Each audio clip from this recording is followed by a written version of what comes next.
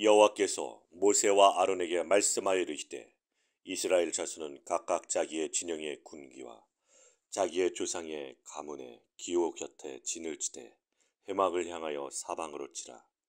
동방해에 돋는 쪽에 진칠 자는 그 진영별로 유다의 진영의 군기에 속한 자라. 유다 자손의 주의관은 암미나답의 아들 나손이요 그의 군대로 계수된 자가 74,600명이며 그의 곁에 진칠 자는 이사갈 지파라. 이사갈 자손의 지휘관은 수알의 아들 느다넬이요 그의 군대로 계수된 자가 54,400명이라. 그리고 스불론 지파라. 스불론 자손의 지휘관은 헬론의 아들 엘리압이요 그의 군대로 계수된 자가 57,400명이니 유다 진영에 속한 군대로 계수된 군인의 총계는 186,400명이라. 그들은 제일대로 행진할지니라. 남쪽에는 르우벤 군대 진영의 군기가 있을 것이며 르우벤 자손의 지휘관의 스데울의 아들 엘리술이랴. 그의 군대로 계수된 자가 46,500명이며 그 곁에 진칠 자는 시므온 지파라.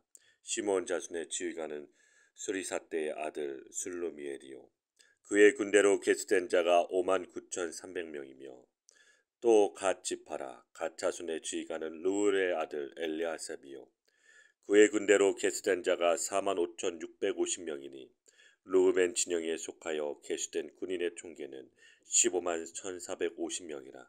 그들은 제2대로 행진할지니라.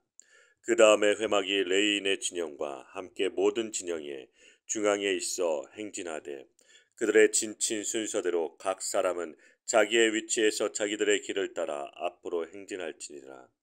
서쪽에는 에브라임의 군대 진영의 군기가 있을 것이라.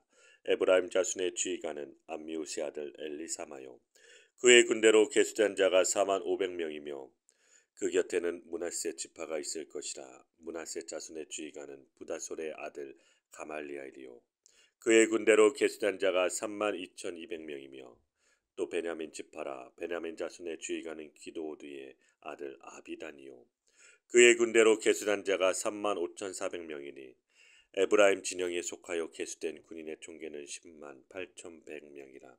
그들은 제3대로 행진할지니라.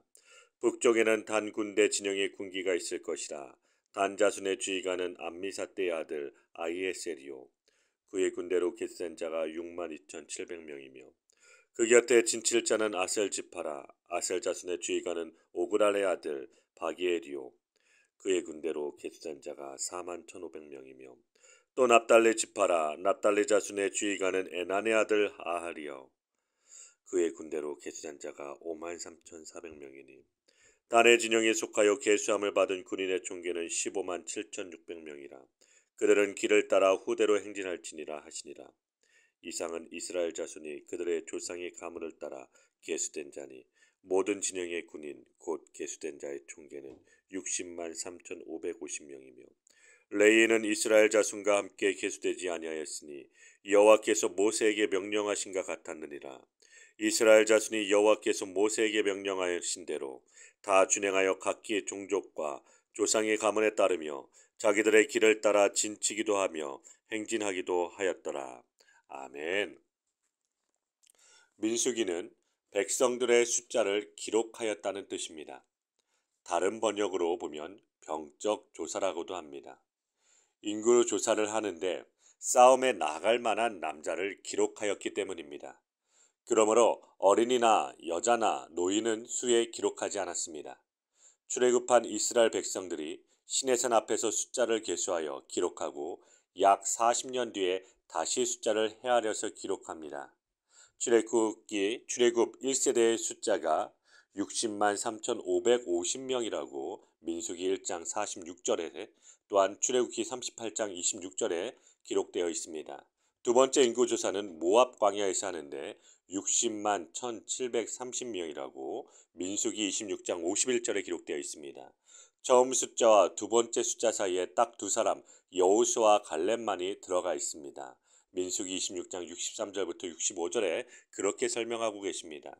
지파별로 계수하여 전쟁하거나 진을 치거나 행진할 때 질서를 세우게 됩니다. 창세기는 여호와 하나님의 천지 창조의 목적이 하나님의 자기 안식에 있음을 보여주십니다. 신약까지 다 살펴보면 하나님의 자기 아들의 희생으로 구속하신 백성들 안에 거하시는 것이죠.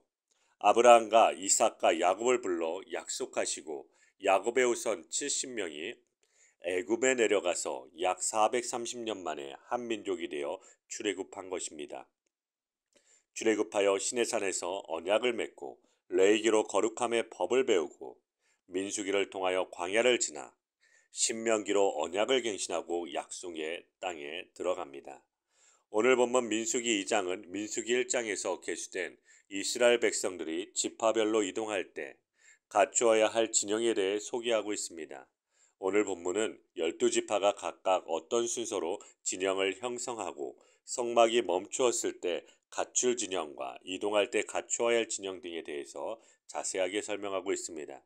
진영의 사방에 각각 세 지파씩 위치했고 각 방향 진영의 중심에 주도적인 지파가 위치합니다.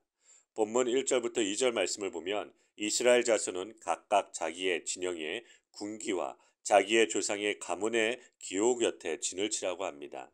그런데 그렇게 진을 치지만 회막을 향하여 사망으로 진을 치라고 합니다. 회막이란 말 그대로 만남의 막이라는 뜻입니다. 하나님이 임재하시고 말씀하시는 곳이라서 성막이라고도 합니다. 그 성막을 중심으로 이스라엘의 12지파가 진을 치는 것이 진평성과 행진의 핵심 내용입니다. 3절부터 9절 말씀입니다. 성막 동쪽에 유다 지파, 이사갈 지파, 스불론 지파가 진을 칩니다. 행진할 때에도 이 지파가 가장 앞장서서 행진합니다. 유다 지파는 야곱의 유언을 따라 여기서부터 주도적인 역할을 하게 됩니다.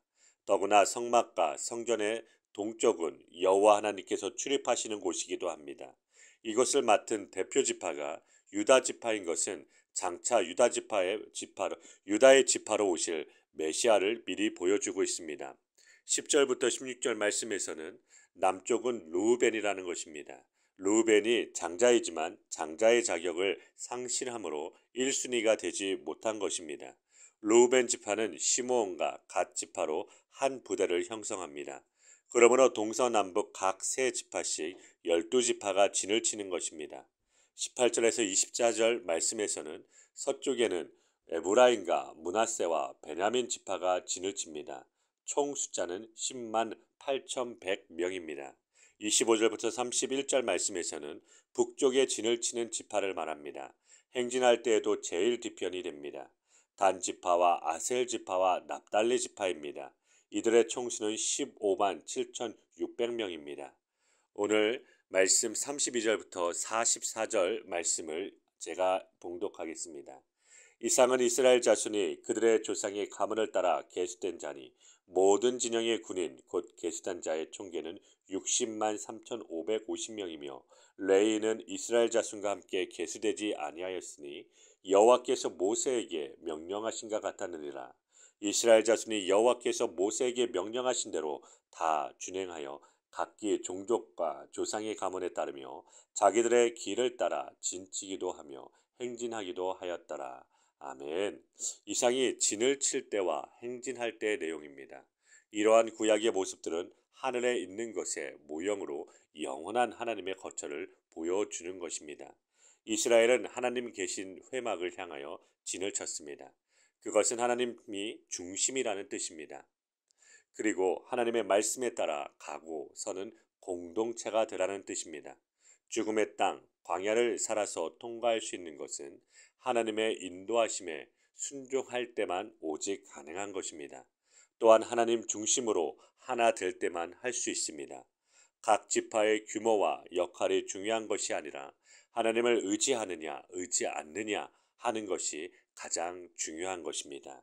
그것이 바로 사느냐 죽느냐의 문제인 것이죠. 그래서 진을 배치하고 행군 순서를 정한 기준은 각 지파의 세력을 따라 정해지지 않고 하나님의 뜻에 따라 배치되었습니다.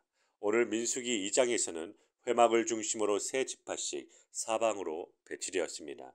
왜 그렇게 세 지파가 묶였는지, 왜 방향은 그렇게 정해졌는지에 대한 설명은 없습니다. 다만 영적인 장자인 유다 지파가 육적인 장자인 르우벤 지파를 제치고 선두에 서게 하셨습니다. 형 므낫세를 제치고 동생 에브라임에게 중심적인 역할을 맡기셨습니다. 레위 지파는 회막 일에만 전념하게 하셨습니다. 이것을 볼 때 하나님 나라에서는 더 강한 세력이 되는 것보다 말씀에 순종하는 것이 더 중요함을 알 수 있습니다. 이스라엘 백성은 애굽에서의 노예였습니다.